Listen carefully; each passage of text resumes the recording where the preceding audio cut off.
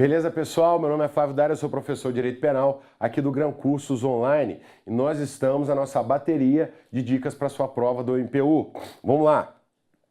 A dica que a gente tem para dar para vocês aqui, agora você vai ter que prestar atenção, vai ter que dar um zoom na tela, porque esse quadrinho ele não coube direito. A gente fez o melhor possível, mas ficou desse jeito aí. Então vamos com o que a gente tem. Crime cometido mediante coação. Quando você é coagido a cometer um crime, você responde pelo crime. Qual o tratamento jurídico que a gente vai dar para a pessoa que comete o crime mediante coação? Aí a gente tem que dividir essa coação. Coação irresistível ou a coação resistível. Coação irresistível é aquela que você não tem como se opor a ela. Coação resistível é aquela que você tem como se opor a ela. Isso aí é tudo muito particular, tudo muito pessoal. A gente sempre tem que analisar caso a caso. As pessoas são diferentes e por isso as pessoas vão ser suscetíveis a diferentes graus e a diferentes formas de coação.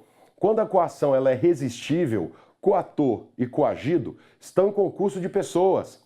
Se a coação é resistível e você não resistiu, significa que, ainda que em um grau de consideração menor, você tem liame subjetivo. Você, coagido, está atuando em liame subjetivo junto com o coator. Tudo bem? Nesse panorama, aí não importa se a coação é física ou moral, a maioria das situações dos crimes de tráfico que são cometidos por organizações criminosas, tá?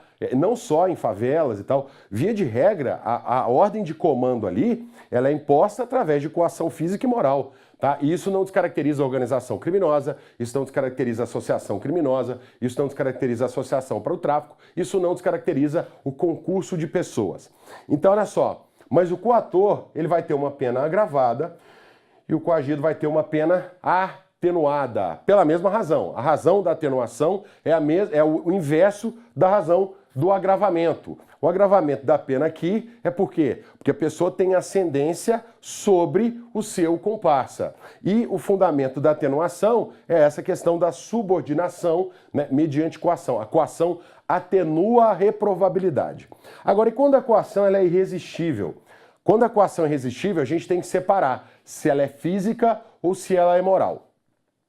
Por exemplo, uma pessoa pega uma outra pessoa, mais leve, menor, e arremessa contra o seu desafeto para provocar lesões corporais no desafeto. Olha só, a ação contundente contra o desafeto, quem efetivamente, vamos dizer assim, no mundo dos fenômenos, o corpo que atingiu o desafeto não foi o corpo do coator, foi o corpo do coagido. Só que essa é uma situação de coação física. Na coação física, o coagido ele é um instrumento do coator.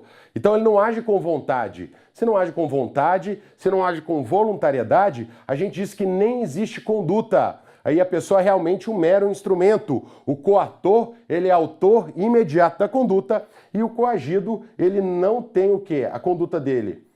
Como não tem voluntariedade, não tem conduta, conduta faz parte da tipicidade, não tem tipicidade, não tem crime, não tem nada. Tudo bem? Agora, quando a coação é moral, é diferente. A pessoa, quando tiver coagida, moralmente, uma coação a qual ela não possa oferecer resistência, você vai ver o quê? Uma voluntariedade. Tudo bem? Mas não é uma voluntariedade 100% livre.